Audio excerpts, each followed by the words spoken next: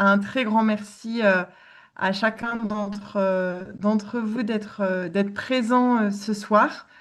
Euh, on est du coup sur ce jour fixe de juin qu'on a décidé de consacrer au Royaume-Uni, puisque le 23 juin, on repensera aux 10 ans du vote qui a mené à la sortie du Royaume-Uni de l'Union européenne. Et donc, 10 ans après, on voulait reparler de la question des relations entre le Royaume-Uni et l'Union européenne. On est également un mois après des élections locales au Royaume-Uni qui ont amené aussi à pas mal de commentaires sur les évolutions politiques, que ce soit au niveau du Royaume-Uni que des nations constitutives aussi du Royaume-Uni. Pour celles et ceux qui nous rejoignent pour la première fois ce soir et qui ne nous connaissent pas forcément, l'Union des fédéralistes européens organise tous les deuxièmes mercredis de chaque mois un jour fixe de 19h à 20h30 qui permet de se retrouver en présentiel et en distanciel et d'échanger sur des sujets avec une approche fédéraliste à chaque fois sur un aspect thématique et d'actualité. Donc là, on est sur la section française de l'Union des fédéralistes européens avec une action qui consiste à faire connaître le fédéralisme. En France, c'est pas une chose facile et donc s'inspirer aussi de ce qui peut exister ailleurs à travers des tribunes dans la presse, un réseau d'élus, un conseil scientifique aussi qui réunit une vingtaine d'universitaires qui travaillent sur le fédéralisme. Voilà. Et puis vous tous et toutes adhérents et adhérentes qui êtes présents aussi ce soir. Euh, donc, comme je le disais, on est 10 ans après le référendum. On s'est couché, moi je me souviens très bien, le 23 juin, on s'est couché, le Royaume-Uni restait dans l'Union européenne, on s'est réveillé le matin, le Royaume-Uni sortait. Donc, on est aussi sur un référendum avec des résultats qui ont été longs à dépouiller euh, et qui nous ont mené en fait à une première dans l'histoire de l'Union européenne, d'avoir une sortie d'un des États membres. La question de la sortie, elle est toujours On n'entend intéressante. pas Je bien. pense qu'on aura l'occasion Je n'entends pas. d'y revenir. Je vais aller, C'est très je vais aller plus vite. entrecoupé, oui, c'est très À haché. 2G, on n'a plus de très bonne connexion Internet. Oui, d'accord. Euh, mais effectivement, ce que je disais, c'est que dans une fédération, la question de la sortie pose question. C'est ce qui a valu la guerre de sécession aux États-Unis. Euh, hop. Et au Royaume, donc du coup, quand le Royaume-Uni demande de sortir, ça vient poser question aussi sur l'avenir de l'Union européenne, ce qu'elle est, ce qu'elle doit être. On a vécu 2 ans de négociations où l'Union européenne est quand même restée unie face au Royaume-Uni. Je pense qu'on aura l'occasion d'y revenir. Et on a eu un accord qui a été négocié, qui a été adopté. Il a été coûteux pour le Royaume-Uni. Je pense que nos deux intervenants vont nous en parler. Il reste toujours aujourd'hui compliqué à gérer de chaque côté de la frontière avec cette recréation d'une frontière. On pourra aussi évoquer la question des migrations entre la France et le Royaume-Uni. Pour en discuter ce soir, on accueille deux intervenants que je remercie de leur présence. Aurélien Antoine, qui est avec les membres à Lyon en présentiel. Vous êtes professeur de droit public à l'université Jean Monnet de Saint-Étienne et vous dirigez depuis 2017 l'Observatoire du Brexit. Et vous avez une actualité éditoriale chargée. Vous venez de publier Le Royaume-Uni, une société libérale en péril. Et vous allez publier en octobre Le Brexit, une histoire anglaise chez Dalloz. Donc, on va pouvoir lire et poursuivre aussi ces échanges avec vous. Et on accueille également Marie-Claire Considère Charon, merci beaucoup d'être là. Vous êtes professeur honoraire d'histoire à l'université Marie et Louis Pasteur de Franche-Comté. Et vous aussi, vous publiez beaucoup ces temps-ci, puisque vous avez publié en avril Géopolitique du Royaume-Uni aux presses universitaires de France, et vous allez publier le 18 juin, donc dans 8 jours, La question irlandaise, enjeu crucial du Brexit, chez Dalloz également. Donc on vous remercie tous les deux d'être là. Et je vais vous laisser entre les mains de Adam Benarbia. Adam Benarbia, qui est membre de la section Auvergne-Rhône-Alpes, avec qui on a organisé ce jour fixe et qui va procéder à l'interview sur les trois parties du sujet. Merci beaucoup, Chloé, de me donner la parole. D'abord et avant tout, évidemment, bonsoir à nos deux intervenants, monsieur le professeur, Madame Considère Charon. Avant de commencer, peut-être d'entrer vraiment dans le cœur du sujet, je dirais, on peut peut-être commencer par faire un état des lieux de ce qui s'est passé, revenir sur finalement le Brexit 10 ans après, ce que tu disais, Chloé, il y a quelques minutes, se demander quelle est la situation du Royaume-Uni, donc 10 ans après ce référendum, et la situation de ses voisins, l'Union européenne, l'Irlande par exemple aussi. Peut-être d'abord, on peut commencer par vous, Madame Considère Charon. D'un point de vue économique, vous avez publié tout récemment un article dans Politique étrangère qui revenait en partie sur ces questions économiques et la situation post-Brexit du Royaume-Uni d'un point de vue économique. Est-ce que vous pourriez nous en parler un petit peu et est-ce que vous pourriez nous parler des négociations consacrées au Brexit, notamment en lien avec la frontière? Alors, l'impact du Brexit sur l'économie, en effet, j'ai bien compris qu'il fallait que j'en parle, mais avant, vous m'avez demandé si j'ai pas compris, devais parler des négociations du Brexit, c'est bien Euh, ça? Non, alors, c'est ce que. attendez, voilà, j'ai fait apparaître un truc Bon, alors bizarre. écoutez, Non. donc je retiens l'impact du Brexit sur la situation économique du Royaume-Uni. Personne ne peut dire que ce n'a pas été négatif. Ça a été vraiment dommageable pour l'économie irlandaise, les britanniques, pardon, britanniques. Excusez-moi. Alors, pourquoi tous ces dégâts?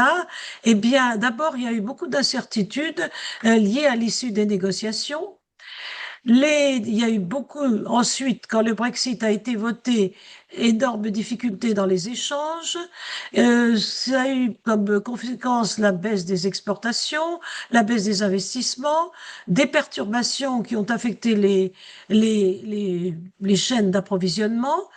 Et donc, l'économie britannique s'est réduite, ce qui a entraîné une baisse des rentrées fiscales et en conséquence, pour le Royaume-Uni, pour le Premier ministre Keir Starmer, comme on l'a vu à ses débuts, donc dès 2024, une marge de manœuvre très étroite, alors il avait promis, bien sûr, des réformes importantes, des améliorations dans les services publics, en particulier dans le système hospitalier, et il s'est trouvé donc confronté, d'après ses dires, à un trou noir de 22 milliards de livres sterling que lui avaient légué les gouvernements conservateurs. Donc, cela dit, si personne ne peut contester que le Brexit a été dommageable pour l'économie. Ce qui est plus difficile à cerner, c'est en termes de croissance, quel a été exactement l'impact. Alors, la raison essentielle, pourquoi c'est si difficile de le dire, c'est qu'il y a eu, pendant la même période des négociations, d'autres chocs exogènes très importants, de grande ampleur, comme la crise sanitaire, la crise énergétique consécutive à la guerre en Ukraine, et sans oublier les faiblesses structurelles du Royaume-Uni et les mesures d'austérité, en fait les séquelles des mesures d'austérité des gouvernements conservateurs qui ont aussi impacté les services publics. Alors, je me suis fondée dans mon étude sur les études d'experts sur quant à l'impact sur l'économie et il y a brièvement, il y a eu trois études La première, qui était en 2021, réalisée par l'OBR, c'est-à-dire le Bureau pour la responsabilité budgétaire, qui a rendu un rapport qui fixait à peu près à 4% la baisse du PIB du Royaume-Uni due au Brexit. Un an plus tard, il y a eu une autre étude réalisée par l'économiste John Sprickford, qui, bien sûr, a été alarmé en quelque sorte par les faibles performances commerciales du Royaume-Uni. Et il a trouvé un chiffre légèrement plus élevé de 5,2% en utilisant ce qu'on appelle le modèle du contrefactuel, c'est-à-dire que, comme je vous l'ai dit, comme il y avait eu tous ces chocs, c'était difficile d'isoler la part du Brexit dans la baisse du PIB. Donc, il a comparé les performances du Royaume-Uni à celles de d'autres économies qui, elles, disons similaires, qui, elles, n'avaient pas subi l'impact du Brexit. Et là, il a trouvé ce chiffre de 5,2%. En 2025, donc 3 ans plus tard, une autre équipe internationale du NBR, c'est-à-dire National Bureau of Research, basée à Cambridge, a réalisé une étude beaucoup plus fouillée, beaucoup plus élargie, en intégrant beaucoup d'autres économies, je crois jusqu'à une trentaine. Et le pronostic a été plus sévère pour le Royaume-Uni, dans la mesure où cette équipe du NBR a jugé que l'impact du Royaume-Uni, du Brexit sur l'économie britannique, était entre 6 et 8%. Donc c'est assez considérable. C'est sûr que cette étude est plus fiable parce que elle a combiné en plus des données microéconomiques qui ont étayé donc le modèle du contrefactuel. Alors, pourquoi expliquer cette différence? Alors, il y a une explication, c'est que lorsque Springford avait conduit son analyse, c'était en 2022, et tous les effets du Brexit ne s'étaient pas fait ressentir comme ce fut le cas 3 ans plus tard. L'idée des chercheurs du NBR était que l'impact du Brexit n'a pas été immédiat. Bon, il y a plusieurs explications, même le fait que les contrôles n'ont pas été mis en place immédiatement. Et donc l'effet du Brexit a été progressif, donc cumulatif. Et c'est pour ça qu'on l'appelle d'ailleurs un effet à combustion lente, c'est-à-dire en anglais slow burn effect. Alors, cela dit, je reviendrai sur les échanges, parce que les échanges commerciaux ont énormément souffert. Et là, c'est quelque chose qu'on peut vraiment analyser de façon plus facile que l'impact sur le PIB. Et on sait que, comme vous l'avez dit, l'accord du Brexit tel que le voulait Boris Johnson, c'est-à-dire une rupture institutionnelle quasi totale, avec l'Union européenne, a provoqué de grosses difficultés dans les échanges commerciaux. En particulier, bien sûr, ces difficultés se sont cristallisées à la frontière entre l'Irlande du Nord et la Grande-Bretagne, par suite des conditions inscrites dans le protocole nord-irlandais, d'une part, et d'autre part, dans l'accord de commerce et de coopération. On sait qu'il y a eu une avalanche de formalités administratives pour les entreprises, l'obligation de mettre en place des contrôles non tarifaires c'est-à-dire sur la question de la conformité des produits échangés et aussi des normes sanitaires et phytosanitaires. Donc tout cela a été extrêmement difficile à gérer. Il y a eu aussi de la mauvaise volonté de la part du Royaume-Uni, c'est évident, une répugnance à mettre en cause ces contrôles qui encore ne sont peut-être pas correctement effectués. Alors, est-ce que j'ai encore le temps de parler très brièvement de la frontière? Peut-être très très brièvement, comme ça on Très laisse ensuite la brièvement. parole à Donc, Antoine. comme je l'ai dit, les contrôles se sont faits à la frontière irlandaise, et la frontière irlandaise a constitué un enjeu sécuritaire et constitutionnel crucial.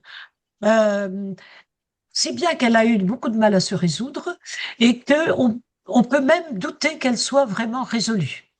Euh, on a évoqué l'histoire d'un trilemme.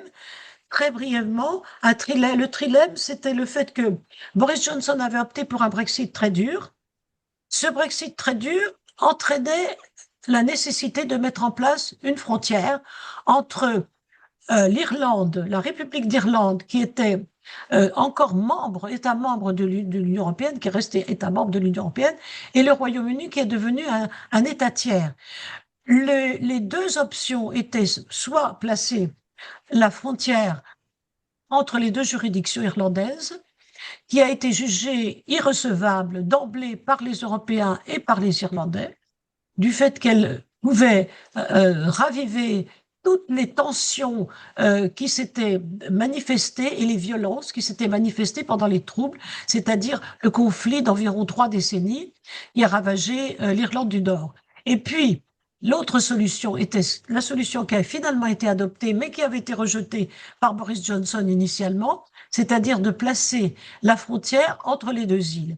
Le problème de cette solution, c'est elle coupait, en fait, elle représentait une frontière au sein même de l'espace britannique du Royaume, et donc c'était une solution qui avait été rejetée, en particulier par les unionistes nord-irlandais très attachés à conserver l'autorité de la couronne.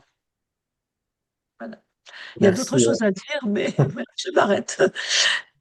Je vous remercie, Madame, pour tous ces éléments, toutes ces réponses sur le plan économique. Peut-être vous-même, Monsieur Antoine, sur un angle un peu plus institutionnel, politique, voire presque en juriste. Quelle analyse vous faites du Brexit 10 ans après? Est-ce que vous considérez que c'est un succès A priori, non.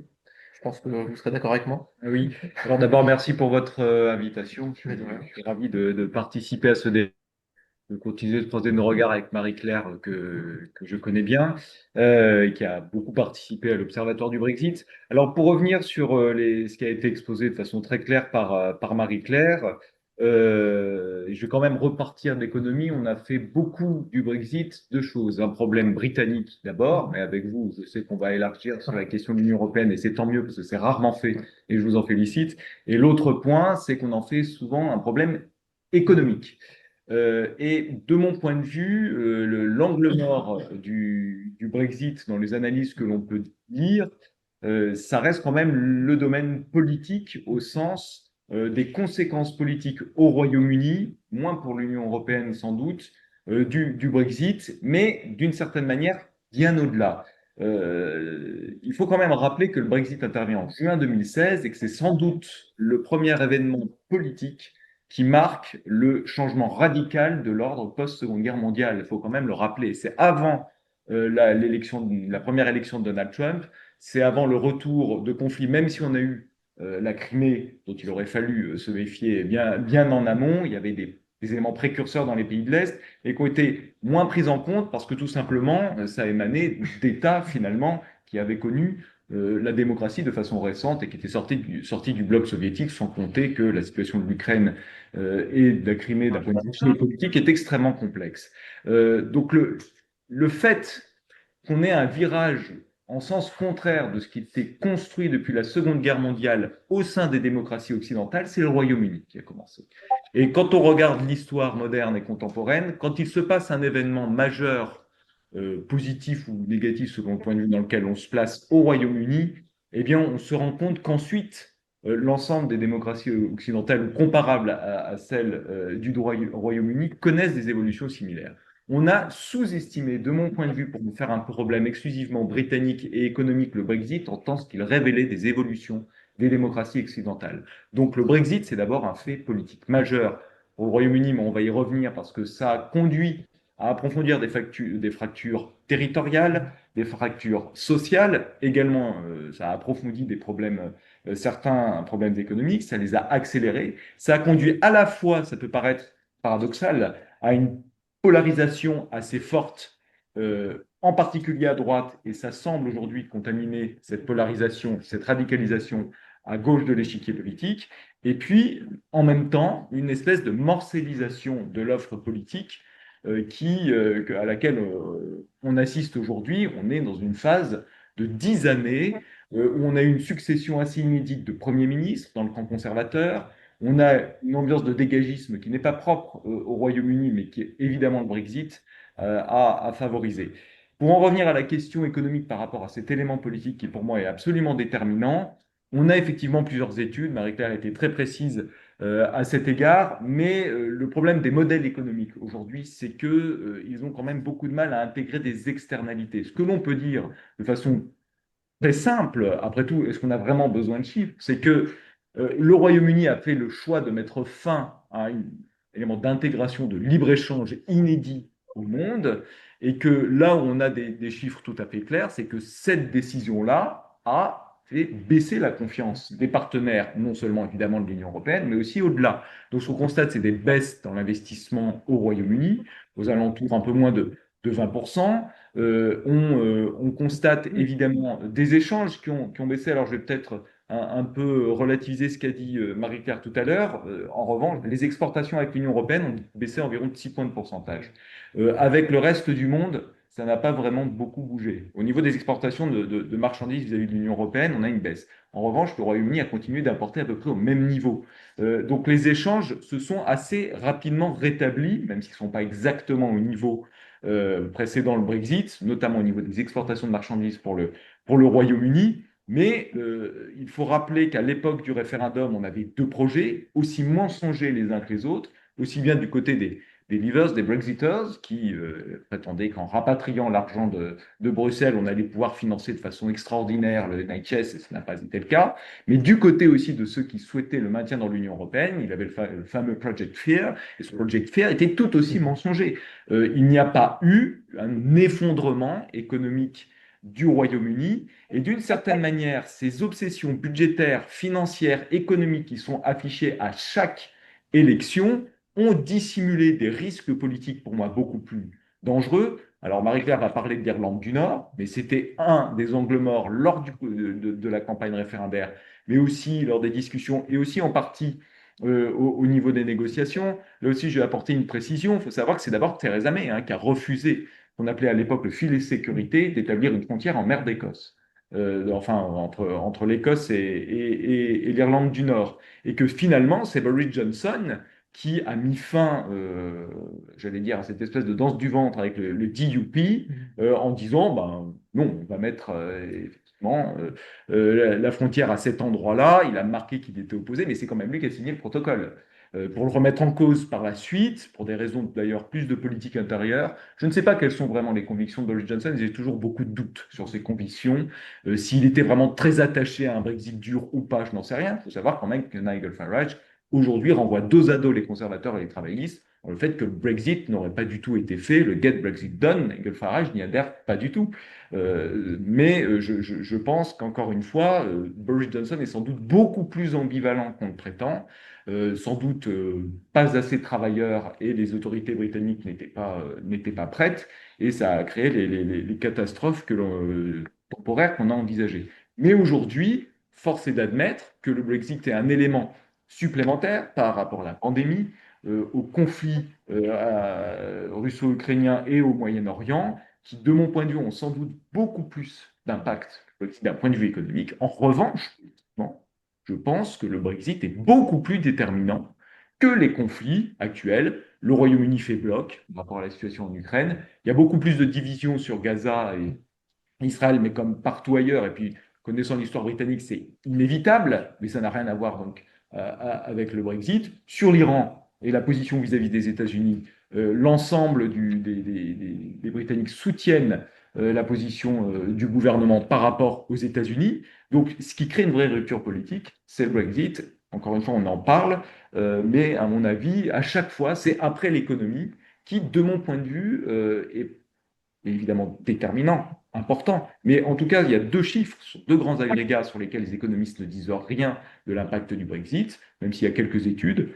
C'est sur l'inflation, le gros problème des Britanniques aujourd'hui. Alors, il y a un rôle du Brexit sur l'inflation, mais les études peinent énormément à trouver des éléments qui tendraient à démontrer que ça a eu plus d'impact que la pandémie ou les guerres que j'ai citées. Manifestement, plusieurs études économiques concluent que ce n'est pas le Brexit qui est à l'origine d'un très fort renchérissement du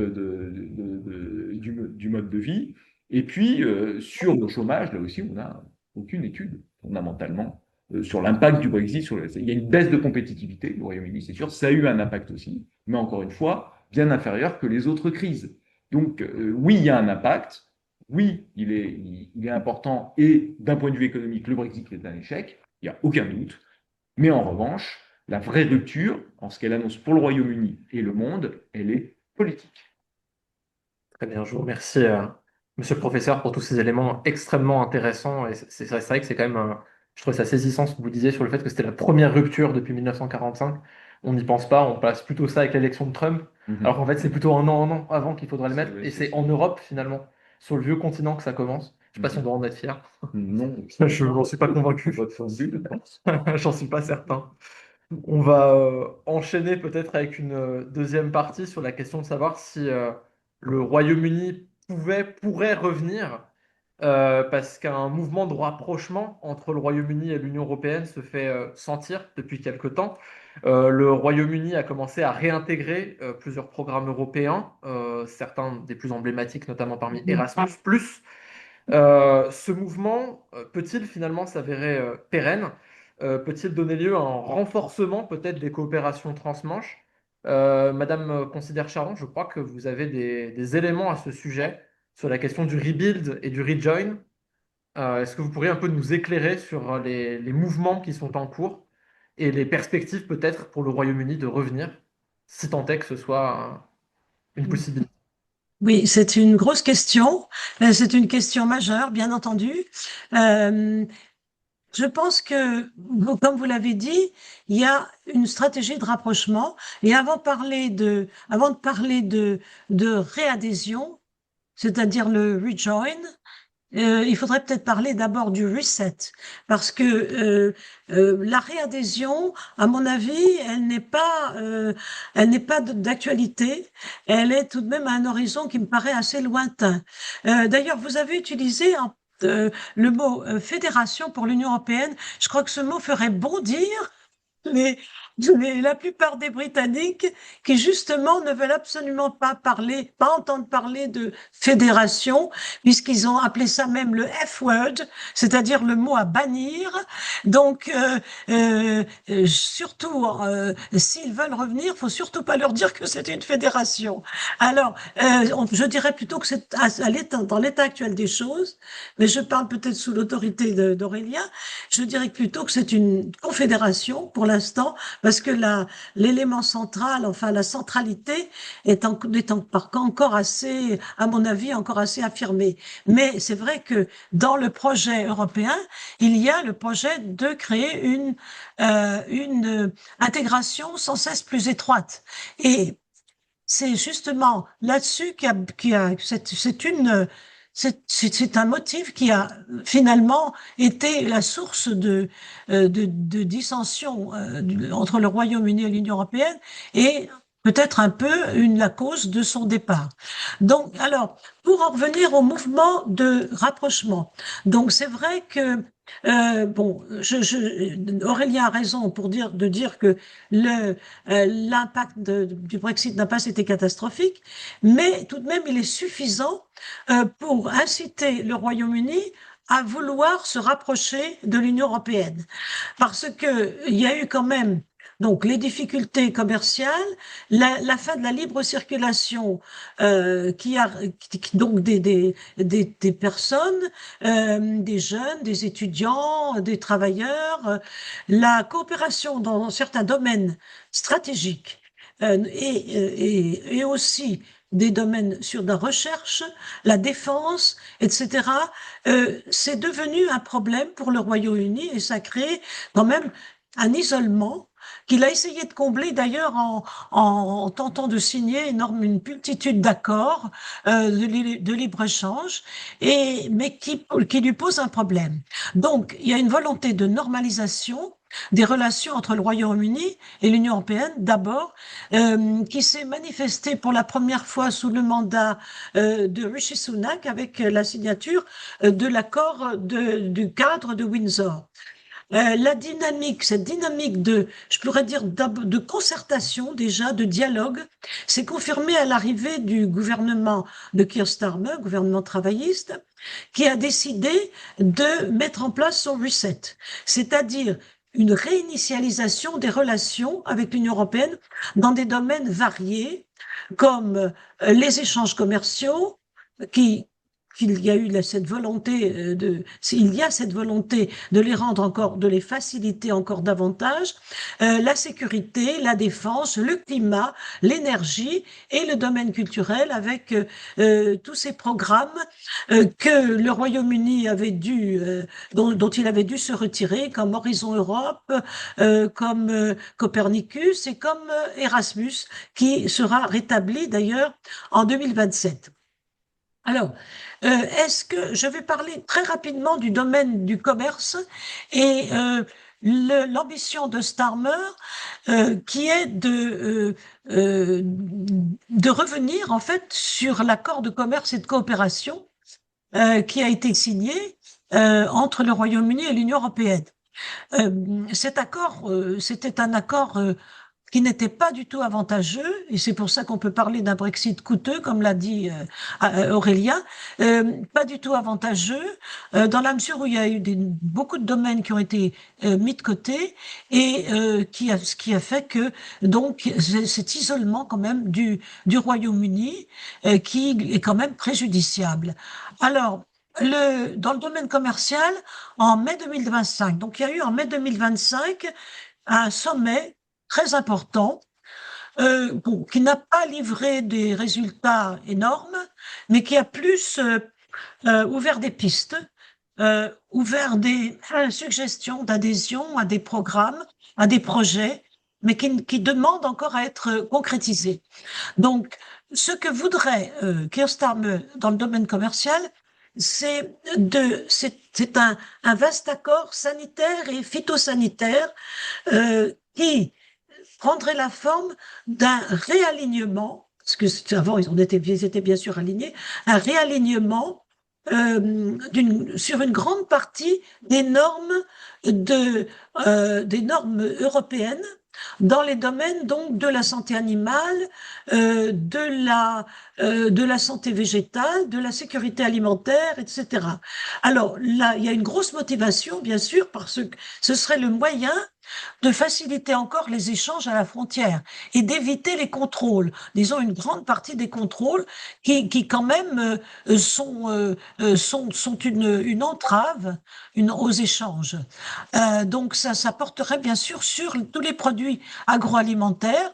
Et alors, il faut dire justement, en parlant de cette stratégie de reset, cette stratégie, elle bute sur de gros obstacles, des obstacles de la part à la fois du Royaume-Uni et de l'Union européenne. Pour le Royaume-Uni, il y a encore, même s'il y a une petite majorité de Britanniques en faveur d'un retour dans l'Union européenne, d'ailleurs, il faut être prudent à ce sujet parce que quand on leur dit que ça signifie le retour de la liberté de circulation des personnes, ils sont moins empressés pour revenir à l'Union européenne. Alors, donc, il y a donc ce frein, je veux dire, qui fait qu'il y a encore un noyau important de Britanniques avec des personnes qui parlent haut et fort, qui sont opposées à toute forme d'alignement sur les normes européennes. Et pour exemple, je citerai l'intervention de l'ancien négociateur lors du Brexit, David Frost, particulièrement europhobe, je dirais, même plus qu'eurosceptique, qui a prétendu que si on alignait sur que le Royaume-Uni s'alignait sur les normes européennes, ce serait, je cite, la trahison du peuple à l'encontre du peuple britannique et de l'avis qu'il a rendu pour le Brexit. Donc, ça rejoint d'ailleurs ce que Keir Starmer a longtemps maintenu, c'est-à-dire les lignes rouges, pas de retour à l'union douanière et pas de retour au marché unique. Alors, quand on a ces lignes rouges, c'est-à-dire comment imaginer ce que vous appelez le rejoin, puisque ce sont vraiment deux aspects essentiels de l'Union européenne. Alors, c'est pour cela que cet accord de 19 mai 2025 a lancé des pistes et vraiment, il n'y a rien, pour l'instant, il y a peu de résultats tangibles. Bon, il y a bien sûr des pistes intéressantes et on attend beaucoup de ce prochain sommet qui aura lieu à la mi-juillet de cette année 2026, qui abordera certainement tous ces problèmes, mais encore avec beaucoup de caveats, beaucoup de prudence, de crainte de raviver ce clivage qui a tellement marqué les années du Brexit. Donc, c'est pour cela que c'est un peu compliqué. Alors, je pense que plus tard, on reviendra à la question de la défense, parce que là, il y a eu quand même, non pas une grande avancée, mais une grande idée à mettre en place. Cela dit, si je pense le Royaume-Uni n'avance pas beaucoup dans sa stratégie de rapprochement de l'Union européenne, il y a beaucoup d'avancées au plan des coalitions et au plan bilatéral, des accords bilatéraux, en particulier entre la France et le Royaume-Uni, avec la déclaration de Northwood, c'est-à-dire un accord sur le nucléaire. Donc, je pense qu'on pourra peut-être y revenir plus tard. On y reviendra effectivement un peu plus tard quand on abordera la question des perspectives et notamment des perspectives en matière de défense. En attendant, monsieur le professeur, vous-même, sur la question de savoir si le Royaume-Uni revenait dans l'Union européenne, comment vous envisagez les choses? D'abord, peut-être que nous disent les traités en la matière. Et puis, sur un point, j'ai senti que vous tiquiez un petit peu sur la question du sommet de 2025. Vous n'avez pas l'air tout à fait en accord avec ce que disait Mme Considère Charon. Oui, je trouve Marie-Claire un peu sévère là-dessus. Alors, Chloé Fabre l'a rappelé lors de sa présentation, je le remercie. Je vais sortir ma deuxième édition du Brexit, une histoire anglaise. Il y a une première édition, et pour le mettre à jour, j'ai fait l'état des lieux de tout ce qui est lancé comme chantier du point de vue des traités entre l'Union Les européenne et chantiers, le oui. Royaume-Uni. Ils sont considérables, et il y en a qui ont déjà abouti.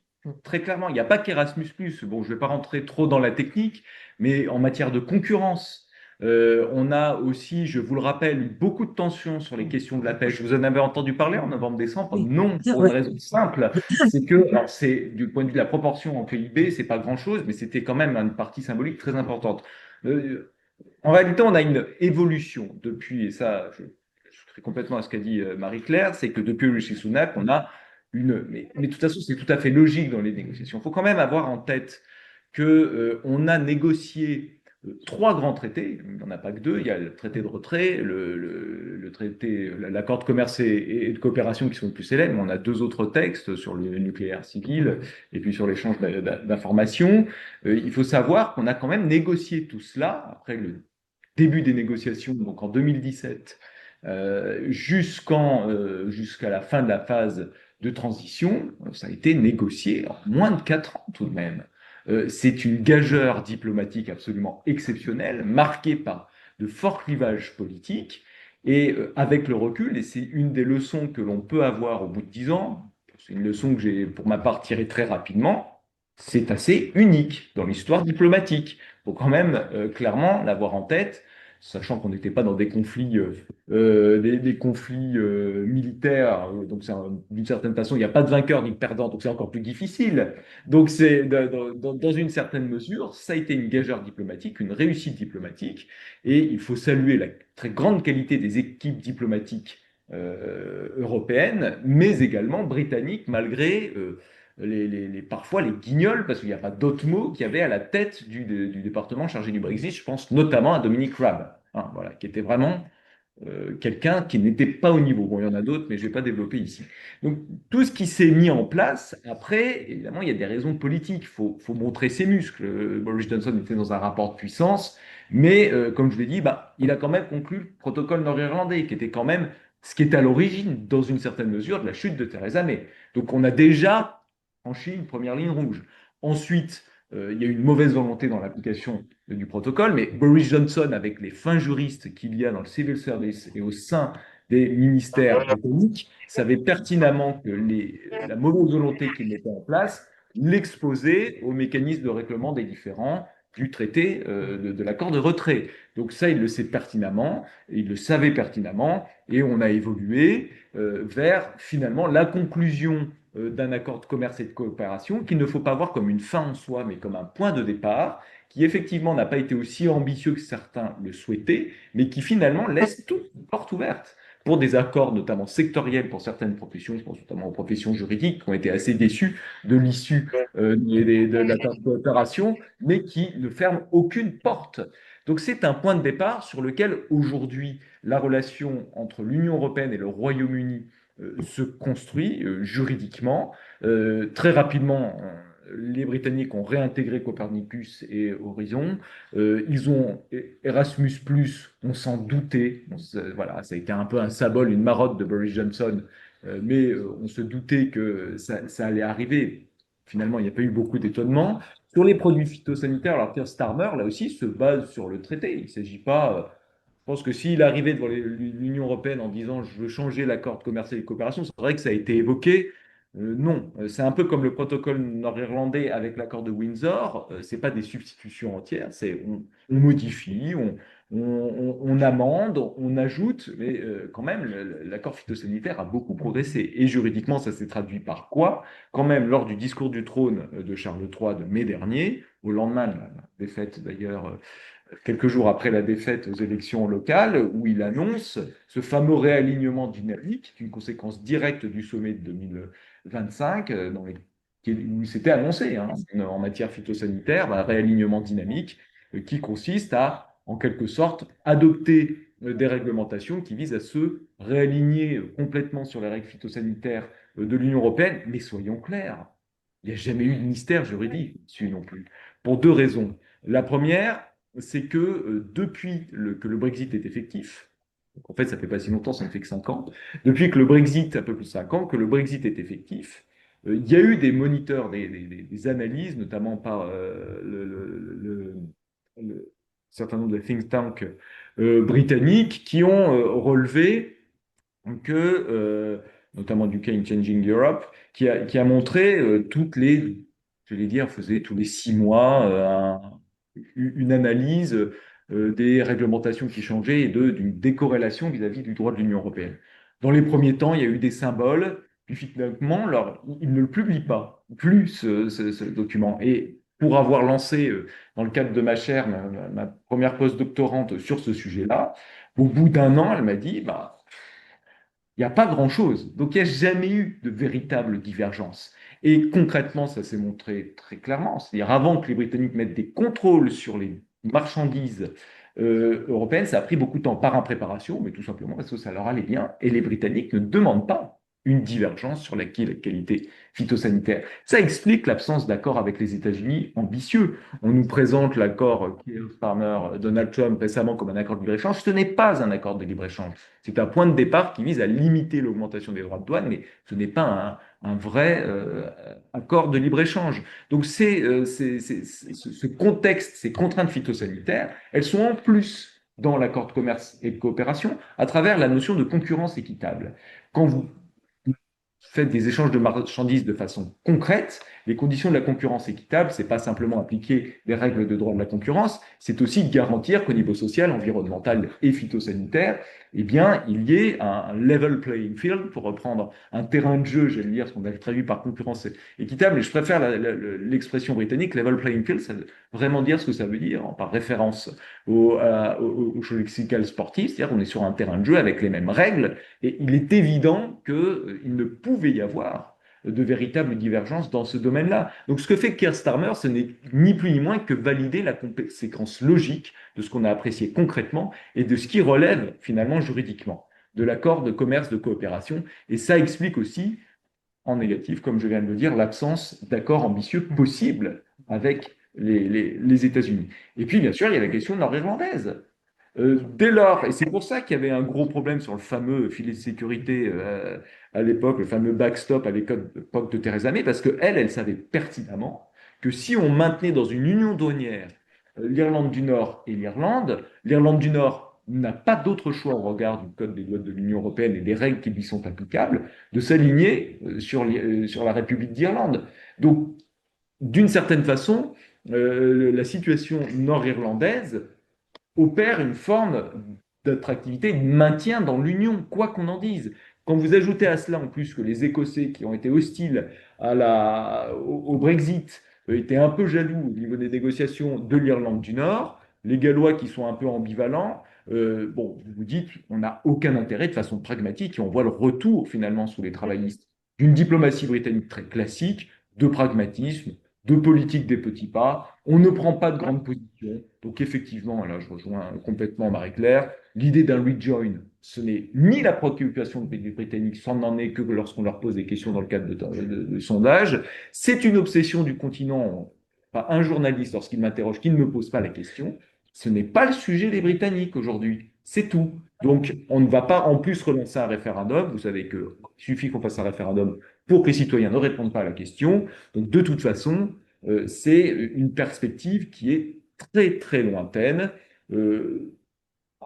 À très long terme, une réadhésion à l'union douanière et qu'on finisse par atterrir sur une situation entre la Norvège et la Suisse, de façon pragmatique, c'est peut-être le seul pronostic auquel je me risquerais. Après, les grands principes, on a besoin du Royaume-Uni, il faut les intégrer. Je suis désolé, mais là, c'est la thèse de mon bouquin sur le Brexit. Je pense que les Britanniques n'auraient jamais dû adhérer à l'Union européenne de la façon dont ils l'ont fait dans les années 70.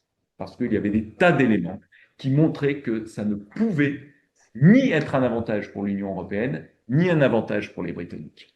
Historiquement, cette adhésion a été mal faite et même conjoncturellement. Il y a des éléments conjoncturels et structurels qui font que cette adhésion s'est faite sur des mauvaises bases qui ont fini par céder et qui vont peut-être donner lieu aujourd'hui, et il ne faut pas insulter l'avenir, tout ne va pas être négatif tout le temps, mais peut-être dans 20 ans, la relation entre le Royaume-Uni et l'Union européenne sera d'une toute autre nature. Marie-Claire a insisté sur la défense, mais c'est fondamental la défense. Une fois encore, beaucoup plus que l'économie.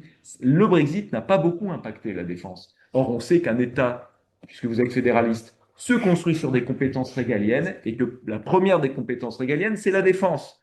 Donc, s'il y a une intégration par ce biais-là qui donnera autre chose dans le très lointain avenir de l'Union européenne et du Royaume-Uni, peut-être qu'on aura fini de discuter systématiquement de coopération économique et qu'on parlera peut-être vraiment des vrais sujets qui sont majeurs pour l'Europe, qui, de mon point de vue, doit cesser d'avoir cette obsession de libre-échange et d'économie pour avoir un vrai virage politique, parce que les défis qui se présentent sont politiques. Très bien, je vous remercie. Elle vaut beaucoup d'éléments, des interventions très riches des deux côtés et très complexes. Vous terminez sur la défense, c'est parfait, on va pouvoir y venir. Vous faites une transition idéale pour évoquer quelques perspectives d'avenir concernant le Brexit, puisqu'en 2016, nous faisions en tant qu'association l'analyse que les Britanniques avaient eu à faire à un faux choix entre l'idée finalement d'un statu quo insatisfaisant d'un côté et la sortie, ce que vous évoquiez, en fait, l'idée de deux projets qui étaient tout autant un mensonge d'un côté que de l'autre et qui n'avaient pas finalement de véritable alternative qui était proposée.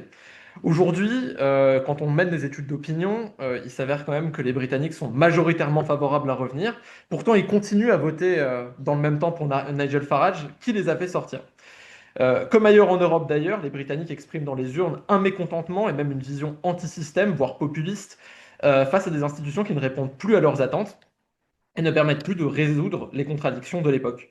10 ans après, quelles propositions enthousiasmantes pourrait-on faire aux Britanniques et aux Européens pour répondre aux défis actuels? Les défis actuels sont nombreux. Vous citiez tous les deux la question de la défense, qui est effectivement une question absolument centrale, notamment la question de savoir que devient la coalition des volontaires, hein, si Keir Starmer cesse d'être le Premier ministre, ce qui pourrait arriver. La question des migrations également, qui a été évoquée un peu plus tôt par Madame Considère Charon. La France se trouve à gérer finalement la frontière franco-britannique et même la frontière de l'Union européenne avec le Royaume-Uni, un peu d'une certaine manière comme le fait aujourd'hui la Turquie, à l'autre bout du Royaume-Uni, alors de manière très caricaturale, mais Le Royaume-Uni aligne les ronds quand même, hein, pour la oui, oui, France. voilà.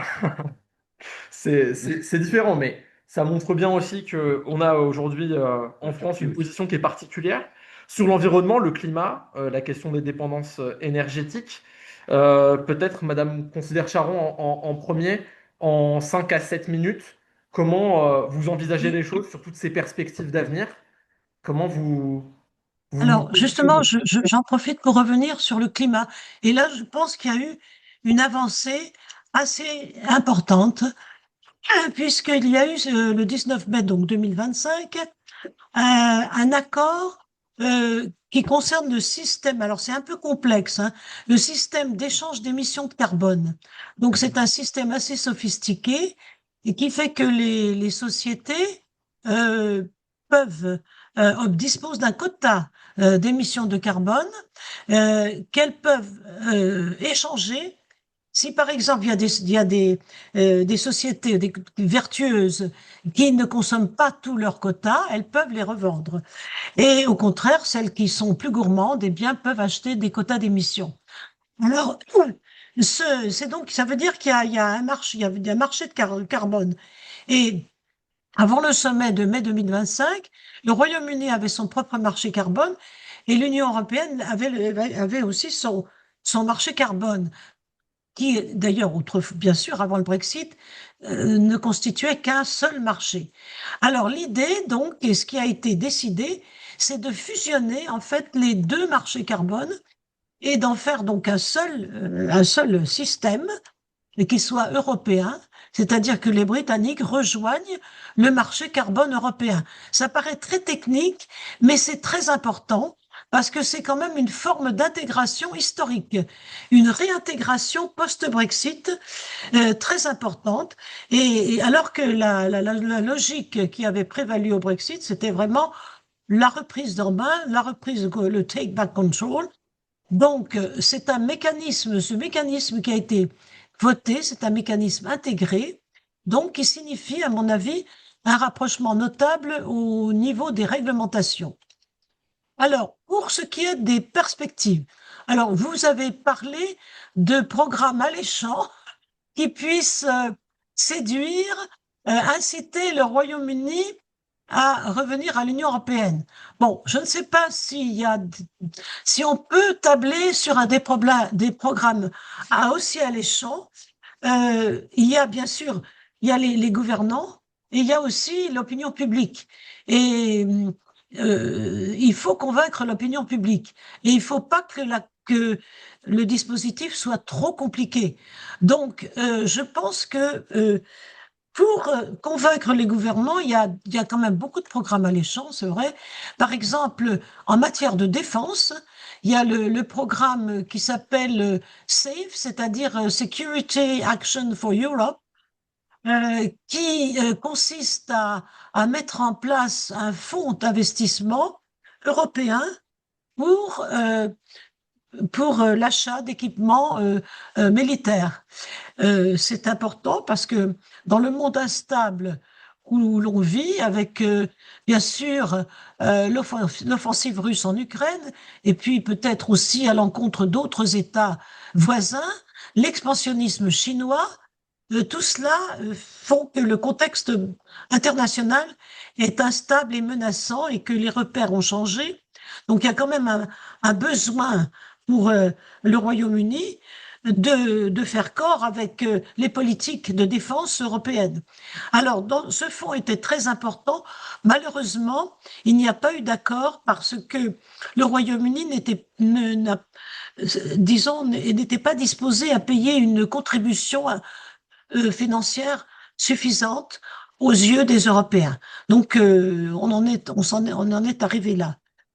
Ce que je voudrais aussi signaler, c'est que dans l'état actuel des choses, on est confronté à une très grande incertitude, dans la mesure où le sort du Premier ministre est en jeu. Il y aura le 18 juin une élection partielle dans une circonscription au sud de la ville de Manchester, la circonscription de Makerfield, qui va décider du sort du Parti travailliste et du sort du Premier ministre. Il faut dire que donc la stratégie du Premier ministre, cette stratégie prudente de rapprochement, a été largement contestée au sein même du Parti travailliste. Et certains commencent à prôner, alors là on en vient au rejoin, un retour dans l'Union européenne, un retour dans le marché unique. Alors, c'est vrai que pour l'instant, comme je l'ai dit, c'est tout à fait hypothétique, mais là, bon, il n'y a pas que ça qui a été avancé contre le Premier ministre, bien sûr. Beaucoup d'électeurs et beaucoup membres du parti lui reprochent, bien sûr, d'avoir échoué à garder cette majorité qui était quand même assez confortable, remportée en 2024, et les élections locales ont été vraiment très mal reçues, très mal vécues. Les députés, bien sûr, se posent la question, ils se demandent ce que vont être les prochaines élections, et c'est pour cela que le leadership de Keir Starmer est vraiment remis en cause. Et cela a ouvert la porte à une stratégie en vue d'une élection d'un nouveau chef de parti. Et parmi les candidats au remplacement de Keir Starmer, il y a ce maire de Manchester qui a démissionné d'ailleurs de son mandat pour pouvoir se porter candidat aux élections, à cette élection partielle et revenir à la Chambre des communes, parce que c'est une condition essentielle. Pour être Premier ministre, il faut être membre de la Chambre des communes, il faut être député.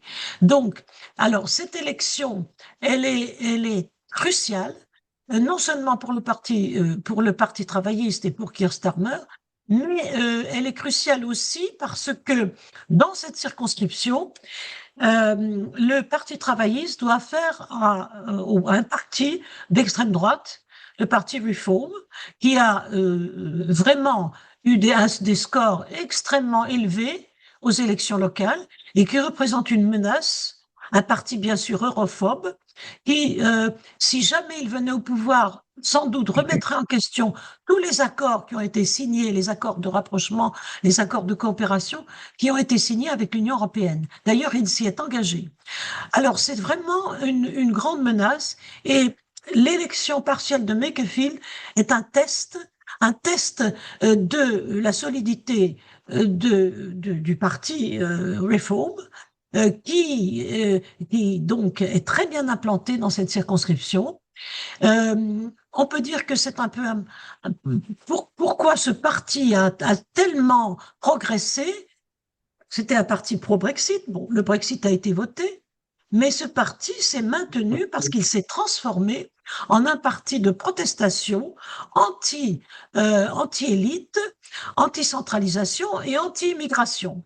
Et la question de l'immigration, même si l'immigration a largement baissé, continue à structurer le débat.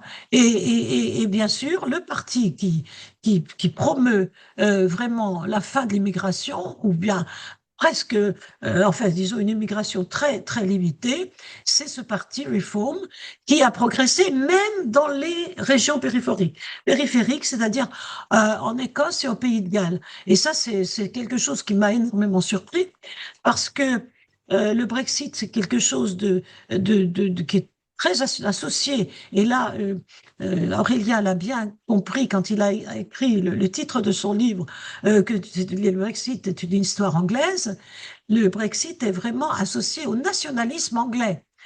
Mais Keir Starmer, Nigel Farage, le chef de parti, chef du parti Reform, est allé en Écosse et il leur a dit, eh bien, écoutez, si moi je suis prochain Premier ministre, eh bien, je serai pour vous et je ferai en sorte que la décentralisation, la dévolution fonctionne mieux qu'elle ne le fait actuellement. Donc voilà la stratégie de ce parti. Et que va-t-il se passer? Alors, il faut espérer que Burnham gagne l'élection. La seule chance, à mon avis, qu'il a de gagner cette élection, c'est le score d'un petit parti, le parti Restore, qui s'est formé encore à la droite de Reform et qui a attiré ceux qui étaient mécontents, enfin il n'est pas important du tout, mais même 3 ou 4%, s'il obtient 3 ou 4%, voilà, ça pourrait servir à Burnham et lui permettre de remporter l'élection partielle de Makerfield.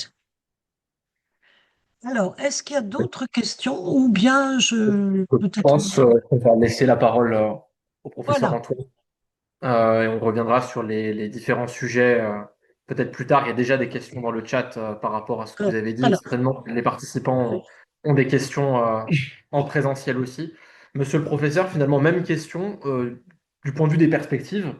Comment peut-on envisager les choses? Vous évoquiez la question de la défense européenne, par exemple. Vous jugiez cet élément central. Vous nous expliquiez que le Brexit, c'était d'abord quelque chose de politique. Finalement, même question, oui.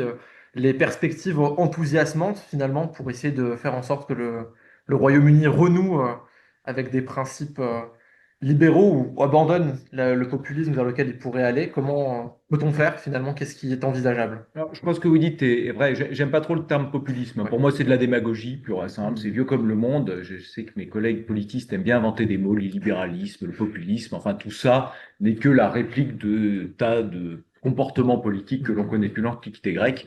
Pour ma part, je me contenterai des anciens mots, du sens commun, qui évitent des débats sur des termes dont on n'arrive toujours pas à donner une définition et qui peuvent parfois dire le contraire de ce qu'ils veulent signifier. Le populisme, à l'origine, si on prend par exemple le populisme américain tel qu'il existait au début du XXe siècle, n'a rien à voir avec le populisme aujourd'hui. Donc je retiendrai pas ces termes-là en ce qui me concerne d'un point de vue scientifique.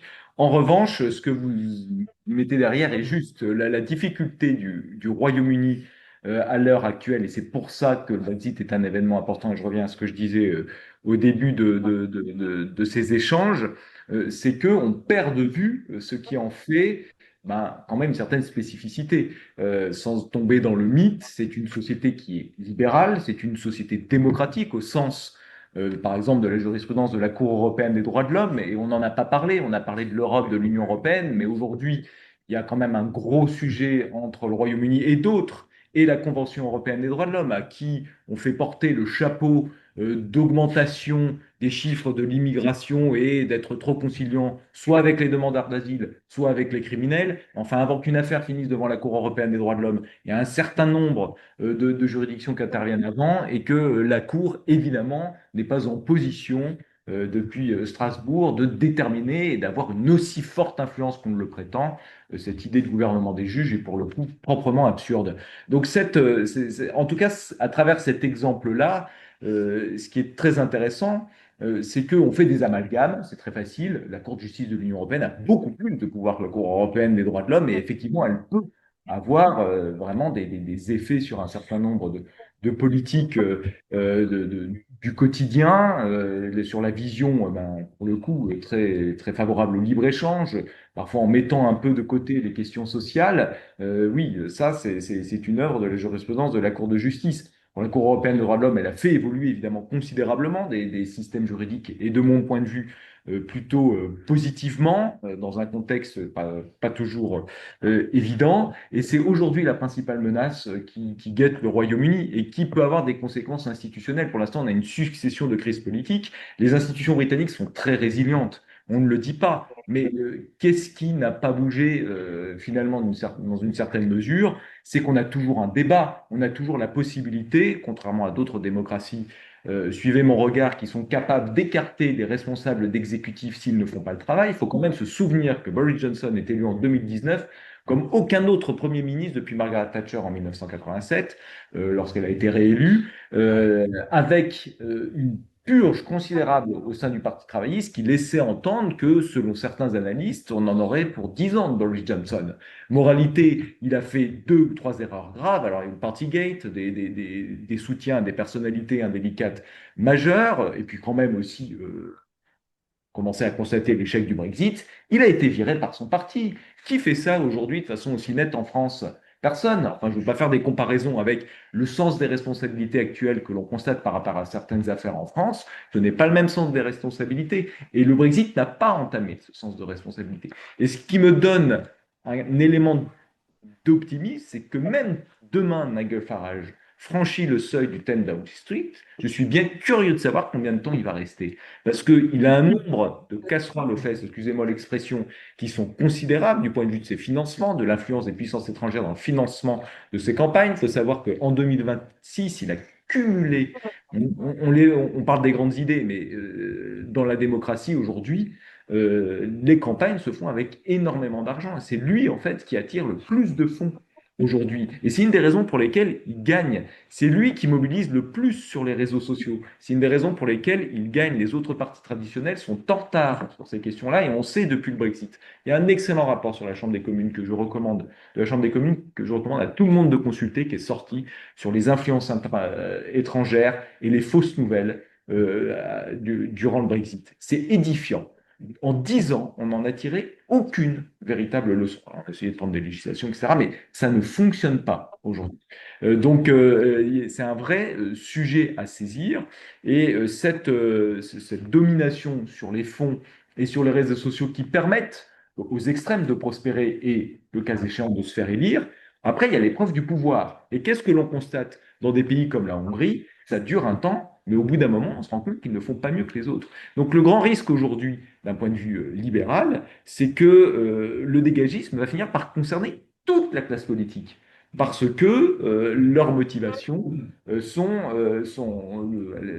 Marie-Claire l'a rappelé, y compris du côté de Nigel Farage, vous avez encore à droite Tommy Robinson. Dans un premier temps, Elon Musk soutenait Nigel Farage, il ne l'a pas trouvé assez radical, il soutient aujourd'hui Tommy Robinson, et on a cet élément qui est ultra pertinent, il faut que vous reteniez ce qu'a dit Marie-Claire là-dessus, c'est qu'il suffit de quelques voix pour faire basculer une élection grâce à un mode de scrutin, et je sais que beaucoup ne seront pas d'accord avec moi, auquel je suis très attaché, qui est le first past the post. C'est très, très injuste, mais un parti qui n'a pas une assise électorale solide et durable ne peut pas se maintenir durablement. Et ça, c'est très important du point de vue d'un système démocratique. On a besoin de forces politiques qui ont un socle fort, avec une idéologie au bon sens du terme, une doctrine qui lui permet de réunir un socle électoral qui est favorable au débat d'idées. Bon, ce qui manque sans doute un peu aux partis modérés aujourd'hui, c'est qu'ils sont éclatés. Marie-Claire l'a très bien rappelé, Andy Burnham a un programme qui est effectivement beaucoup plus volontariste du côté social, et c'est ce qu'il faut espérer aussi. Les questions économiques telles qu'on nous les présente, c'est une certaine rationalité économique. Je peux vous trouver pas mal d'économies, des tas d'économistes qui vous expliqueront que les agrégats du PIB, y compris du taux de chômage, sont des agrégats très critiquables. Ils imposent une certaine rationalité économique et politique, mais qui, du point de vue de la pure science économique, est tout à fait critiquable.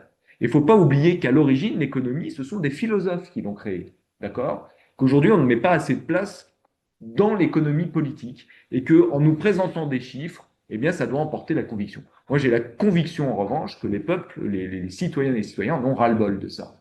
Voilà. C'est un peu l'expression de François Mitterrand il y a quelque temps, pour le chômage, on a tout fait. Voilà, oui, mais donc si on a tout fait, qu'est-ce qu'il reste?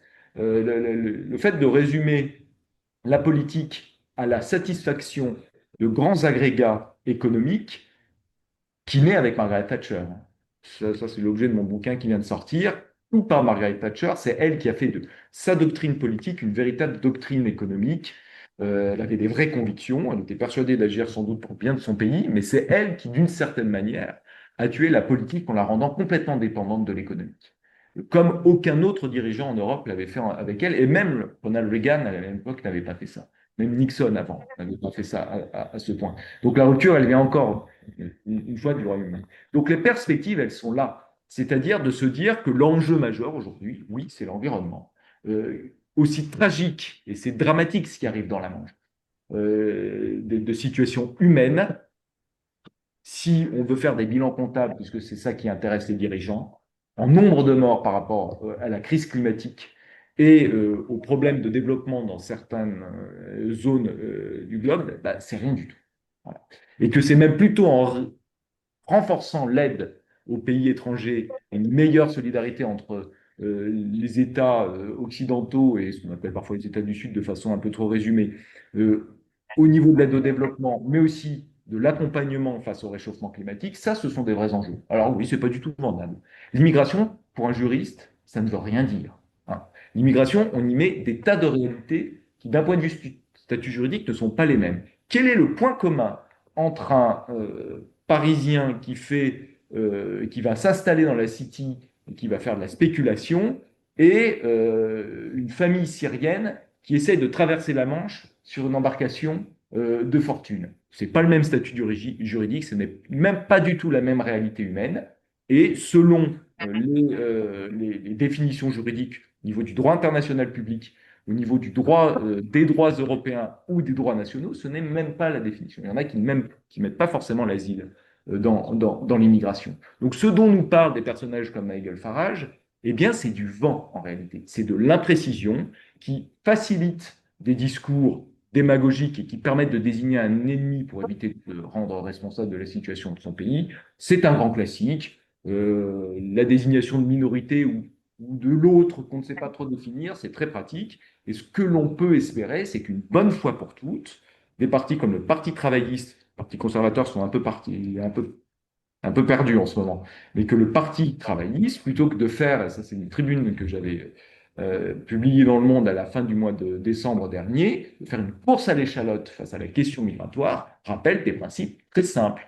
Quand bien même on diminuerait drastiquement l'immigration, le taux net migratoire, si vous le voulez, ça ne résoudra pas nos problèmes. Et la preuve en est, le taux net du solde migratoire britannique a baissé de 50% en un an. Est-ce que les Britanniques sont mieux? Non, manifestement. Donc c'est pas le problème. Alors c'est peut-être un sophisme ce que je fais, mais c'est assez surprenant et ce qui est un peu exaspérant dans le Brexit, dans les perspectives qui sont un peu tristes, c'est que Nigel Farage, qui devait se retirer de la vie politique en 2016, finalement a toujours autant de succès, avec deux arguments qui sont des purs sophismes et de la pure démagogie. On nous a volé le Brexit, moi si je l'avais fait, ça n'aurait pas été comme ça, on aurait vraiment pu rompre, sauf que Boris Johnson l'a tenté. C'était le cas de Global Britain. Marie-Claire a rappelé les accords qui ont été conclus avec le Japon, l'Australie, la Nouvelle-Zélande, les tentatives avec les États-Unis.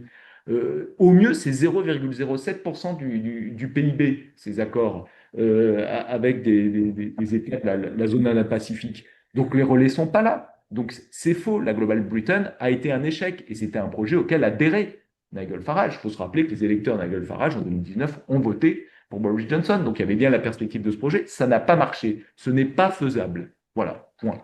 Et du point de vue de l'immigration, la promesse est mensongère aussi. Les Britanniques, en sortant de l'Union européenne, sont sortis du système de Dublin 3, c'est-à-dire de renvoyer les demandeurs d'asile au pays qui a accueilli en premier les migrants en question. Bon, aujourd'hui, le Royaume-Uni, avec le Brexit, ne peut plus faire ça. C'est pour ça qu'on a eu une augmentation considérable. Donc, c'est la sortie de l'Union européenne qui est à l'origine du bon que l'on a constaté et les crises internationales. Ce n'est pas une question de politique que de politique intérieure et ça n'a évidemment, le Brexit a eu un très mauvais impact là-dessus. Donc c'est du mensonge de A à Z. Ce qui est insupportable aujourd'hui dans les campagnes politiques, c'est qu'aujourd'hui, si vous dominez les réseaux sociaux et si vous avez de l'argent et que cet argent, il est contrôlé au Royaume-Uni, on n'est pas comme aux États-Unis, et je conclurai d'ailleurs là-dessus, mais vous avez l'argent et les réseaux, parce que comme cela, et ça c'est Giuliano D'Ampoli qui l'a très bien expliqué dans Les ingénieurs du chaos, parce que ça vient d'Italie, là, pour le coup, on a affaire à susciter les passions. Les algorithmes vous fitent, entre guillemets, des opinions qui vous conviennent, qui vont qui vont vous satisfaire dans vos opinions, qui vont vous donner l'impression d'avoir raison. Ensuite, vous allez voter pour celui qui vous convient. Et comme il n'y a plus de mémoire, comme on désinvestit dans l'éducation, ça c'est un vrai problème, eh bien forcément, les citoyens et les citoyennes ne connaissent plus le débat d'idées démocratiques, ne développent plus un esprit critique, ne respectent plus l'adversaire. On peut ne pas être d'accord, mais on se respecte toujours. Et ce contexte qui est indispensable à la démocratie, et je vous renvoie aux écrits de John Stuart Mill, hein, philosophe britannique majeur, qui expliquait que des citoyennes et citoyens non éduqués à la chose démocratique, c'est la fin de la démocratie. Et la réalité, elle est là. C'est qu'aujourd'hui, bon, je prêche pour ma paroisse, hein, le désinvestissement dans certains pans du supérieur, en particulier les universités qui accueillent la majorité des jeunes, je ne parle pas des grands établissements, des grandes écoles chez nous, ou Cambridge ou Oxford au Royaume-Uni, ils sont dans une situation financière catastrophique. On regarde l'investissement au niveau de l'éducation au Royaume-Uni comme en France ou ailleurs, on est dans une stagnation, on a des enjeux majeurs. Mais les politiques l'ont parfaitement compris, je crois que dans le chat ça a été évoqué. Aujourd'hui, les politiques positionnent leur programme par rapport à ceux qui votent. Qui votent aujourd'hui? Les personnes âgées. Enfin, les personnes âgées, c'est une définition, en tout cas, très largement, les plus de 45 ans. Les jeunes se désintéressent, on sait que sur le Brexit, ils ne sont certainement pas assez intéressés. Aujourd'hui, on aurait mis, par exemple, la franchise électorale, enfin, le seuil électoral à la majorité électorale à 16 ans, le Brexit aurait été, le résultat aurait été différent. Les jeunes aujourd'hui sont majoritairement favorables à l'Union européenne, hostiles au Brexit. Mais aujourd'hui, quel est le discours politique qui mobilise sur la jeunesse? L'environnement, c'est la jeunesse, c'est l'avenir de notre planète. L'éducation, c'est la jeunesse, c'est l'avenir, c'est le futur. Aujourd'hui, qui contribue de façon solidaire au niveau de la question des retraites, qui est un système qui date de 1945 en plein boom démographique? Aujourd'hui, c'est complètement différent. Quand est-ce que l'on va établir une vraie solidarité des personnes retraitées très aisées? Ben, on ne le fait pas parce que si on le fait, on a peur de perdre des voix parce que c'est eux qui votent. Alors j'ai certains amis dans certains hémicycles au Royaume-Uni et en France qui sont pas prêts, qui considèrent qu'on est presque dans une gérontocratie. Voilà. Et le problème de l'éducation et des politiques d'avenir qu'on a, c'est ça les perspectives. Sauf que ce ne sont pas les sujets lorsque l'on parle d'un certain nombre d'élections. Et Andy Burnham semble être plutôt dans ce sens-là. Sauf qu'il fait peur au marché financier, parce qu'il a dit qu'il investirait massivement au niveau social. Mais très clairement, c'est ce que Keir Starmer aurait dû faire. Le nord de l'Angleterre, qui est déterminant pour les travaillistes, ils votent de façon assez. Ils ont voté en faveur du Brexit. Après, ils sont retournés en partie vers.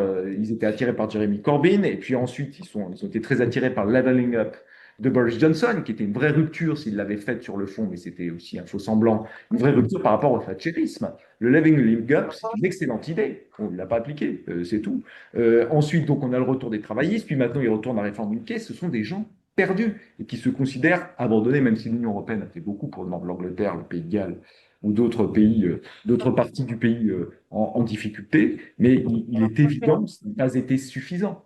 Ça n'a absolument pas été suffisant par rapport aux progressions. On a une très forte stagnation au niveau des inégalités et de la pauvreté, une très forte concentration des richesses sur environ 160 milliardaires au Royaume-Uni, et ça devient insupportable. Et ça c'est sans doute ça. Si on regarde un peu de temps pour les questions, on va essayer effectivement d'en terminer là.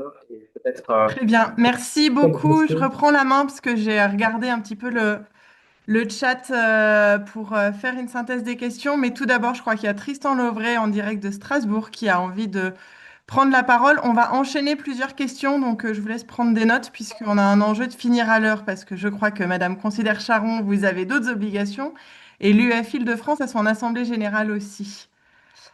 Voilà, Tristan, on te laisse poser ta question. Je pense que tu peux rester assis si tu veux qu'on puisse te voir. Moi, j'ai une question, c'est on avait cherché à se consoler du Brexit en disant ça va permettre à l'Europe de progresser en n'ayant plus le boulet que représentait le Royaume-Uni. Qu'en est-il 10 ans après? Qu'est-ce que l'Europe a fait pour progresser?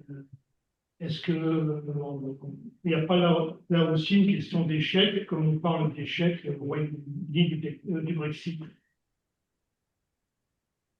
Voilà. Je ne sais pas si on a bien entendu.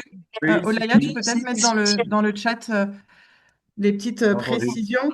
Il y a plusieurs questions qui ont déjà été répondues par Aurélien Antoine dans sa dernière intervention, notamment sur les questions de vote. Il y a Jean-Marie Desnaux qui se demandait si il y avait une scission sociologique au Royaume-Uni par rapport à la question du Brexit. Alexandre Marin qui posait la question du positionnement des Britanniques par rapport à l'euro. Je crois que Madame Considère-Charon, vous en avez un petit peu parler aussi. Voilà, Gérard Perret qui posait la question sur les sujets numériques, sur le lien avec les Britanniques, sur le DMA, le DSA, l'IA Act. J'en profite pour poser ma question avant de donner la parole à Catherine puis à Luc. Euh, j'ai pas dit que l'Union européenne actuellement était une fédération. Quand l'Union européenne sera une fédération, peut-être que nous, on n'existera plus. Oui. Effectivement, l'Union européenne reste une confédération avec tous ses blocages et toutes les critiques et certaines critiques des Britanniques qui sont tout à fait valables. L'Union européenne a quand même une vocation fédérale depuis l'origine c'était déjà dans le discours de Monnet et Schuman et avant ça dans les perspectives. Et Altiero Spinelli, qui est un des penseurs phares en fait du fédéralisme européen, est devenu fédéraliste en lisant les fédéralistes britanniques qui étaient très présents et qui existaient. Je pense à Lord Lothian dans l'entre-deux-guerres, Lionel Robbins aussi. Et puis on a une militante fédéraliste au Royaume-Uni pendant la Seconde Guerre mondiale qui est Frances Josephy, qu'on appelait Miss Josephy, qui était chez les libéraux démocrates et qui a mobilisé aussi autour de Federal Union, qui est une association qui existe toujours au Royaume-Uni. Donc il y a aussi au Royaume-Uni, je pense qu'il ne faut pas désespérer, une vision fédérale et ça permettrait d'ouvrir aussi sur la question de la dévolution britannique, qui pourrait aussi être un modèle d'une forme d'entre-deux entre un État centralisé et un État fédéral. Peut-être que les Britanniques connaissent déjà une forme d'organisation préfédérale, comme ça peut être le cas aussi en Espagne ou en Italie. Je passe la parole à Aix-en-Provence. Catherine Guibourg, je crois que tu avais une question. Et après, Luc. Allez. Oui, bonsoir, vous m'entendez bien? Oui. Allô? Oui, on t'entend. ex, ouais. Tout d'abord, je voudrais remercier nos deux intervenants qui ont eu des exposés très éclairants sur la situation du Royaume-Uni et du Brexit, ce qui j'ai appris beaucoup de choses. Mais en même temps, je suis très très déçu parce que toutes les interventions et exposés tournent autour de l'économie, du pratique, de l'intérêt. Je vais être volontairement un peu provocateur. Ça me rappelle un petit peu l'attitude de Viktor Orban. Et si je compare les discours que j'entends par rapport au discours très éclairant du Premier ministre du canadien, je pense que c'est quand même d'une autre teneur, d'une autre hauteur au niveau de nos idéaux concernant la géopolitique actuelle. Et ce qui se passe et ce qui a l'air de, je dirais, oui, de se passer au Royaume-Uni me semble totalement déconnecté par rapport à la géopolitique. Et je suis très déçu d'entendre ça. Alors, je ne sais pas si le retour au Brexit, si c'est pour un intérêt économique, personnellement, je n'en vois aucun intérêt. Il n'apporterait rien à l'Union européenne. Et si c'est pour les intérêts économiques du Royaume-Uni, je ne vois pas vraiment où est l'intérêt. Donc, je suis très sceptique sur tout ce que j'ai entendu. Voilà, c'est une Ah, remarque volontairement provocatrice. Merci Daniel du coup. Et Luc, je crois à Lyon, tu avais une question aussi et comme ça, il va falloir faire court, on est désolé, mais on avait plein de questions. On a parlé tout à l'heure justement de ce processus qui n'est pas un processus de rejoin, donc de réintégration de l'Union européenne, mais de rapprochement avec des accords bilatéraux, etc., sur domaine par domaine. Est-ce que justement c'est pas un problème? Est-ce que c'est pas justement ce dont l'Union européenne meurt de rapprochements qui sont finalement technocratiques, très compliqués, très complexes, et qui n'embarquent pas du tout les peuples, qui ne sont pas politiques et qui ne sont pas, comme vous le disiez, sur les sujets qu'on appelle souvent régaliens, qui sont vraiment importants, ou ce que Daniel disait, géopolitique. Est-ce que justement ce fédéralisme qu'on appelle nous fonctionnaliste un peu rampant n'a pas atteint ses limites et que en fait ça va rien donner de bon au final voilà ce rapprochement rampant. Je réponds comme ça à deux questions. Euh, oui, si vous voulez commencer, vous pouvez peut-être y aller, ouais. Et alors, j'ai pris en note toutes les questions. Je vais commencer par les deux dernières qui se rapprochent d'une certaine mesure. Alors, monsieur, je suis très déçu qu'on vous ait déçu. Alors, je pense que je dois très mal m'exprimer parce que justement, je crois avoir clairement dit que l'obsession économique était un problème.